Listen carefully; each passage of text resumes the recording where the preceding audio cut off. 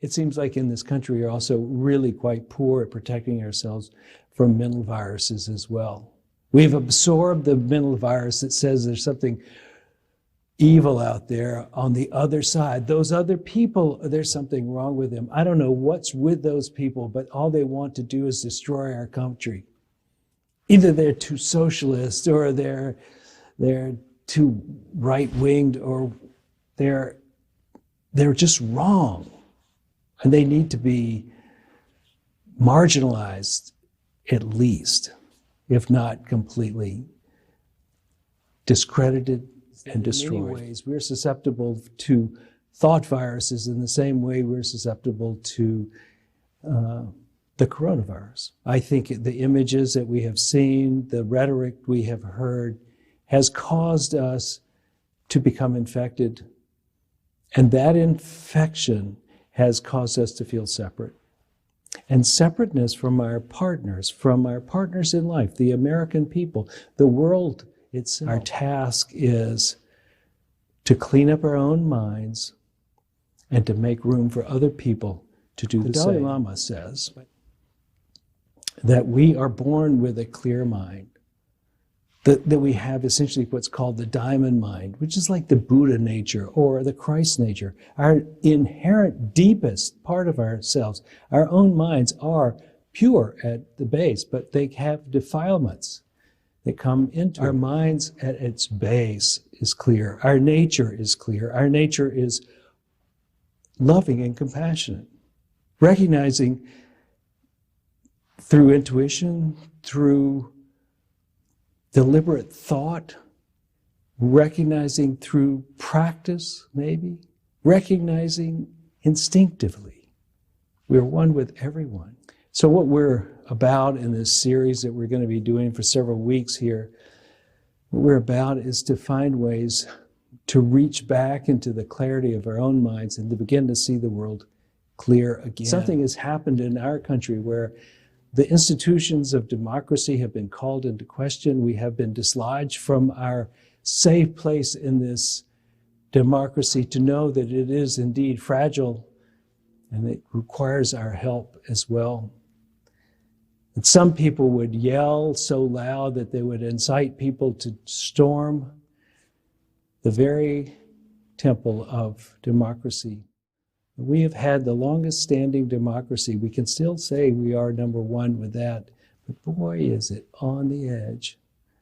And I think it's been on the edge because people have thought they could use our willingness to be influenced for their advantage. I want us to grow up, to develop a deeper sense of discernment, so that we might know when people are trying to influence us in a negative way. My little bit of exploration in this says there's a couple of tells when someone's trying to control you. First of all, they're going to appeal to your worst nature, to your defilements, not to your pure nature. They're going to try to make you afraid of someone else. They're going to want you to blame someone else and therefore to be angry and to begin to reside not so much in your heart, but in that place that wishes to do something physical, something aggressive toward someone else. They're going to ask you to not see other people like yourself. If you hear someone asking you to do damage to other people, you know they're not the Dalai Lama. They're not your higher self. Spirituality is hard to pursue while you're angry, while you're feeling a victim, while you think that someone else is controlling your life. Our hearts, basically pure, can be overlaid with a sense of fear and anger that keeps them from extending love into the world. If we will do our part to recognize when we're being enticed into that, I think we have the chance to move back to purity much more easily. I'd like you to contemplate your own heart for a while, just to feel what you feel in your heart. Compassion is really when you recognize another person as like yourself, wanting to be happy, wanting to be successful in their life, wanting the world to work out in such a way for the people they care for. This is what everybody wants. We often take very different points of view about how to get there. But if we can practice compassion, we become an island of compassion in a sea in which fear and anger can be way too common.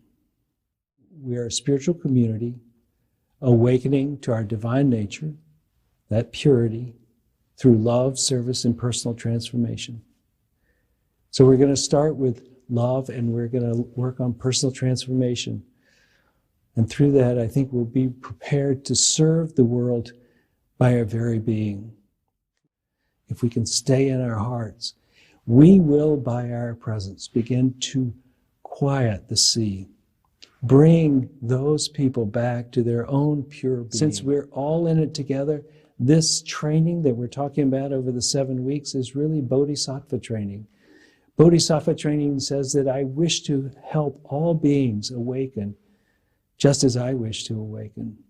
Awaken not to more anger, awaken to love, to the purity of mind. Let's take this moment to go further with that, to begin to see the country as our country and their country, to see the world as our world and their world, and to see them as brothers and sisters, not as enemies. Whichever side of the divide you have spent most of your time on, see if you can make a friend on the other. Talk with courtesy and love toward another, and spend some time in your heart over the next week. See if we can set the conditions for a different experience, that we can move out of this state of fear and anger. The viruses can be quelled, our hearts can be opened, and we can recognize with compassion and love that we're all in this together.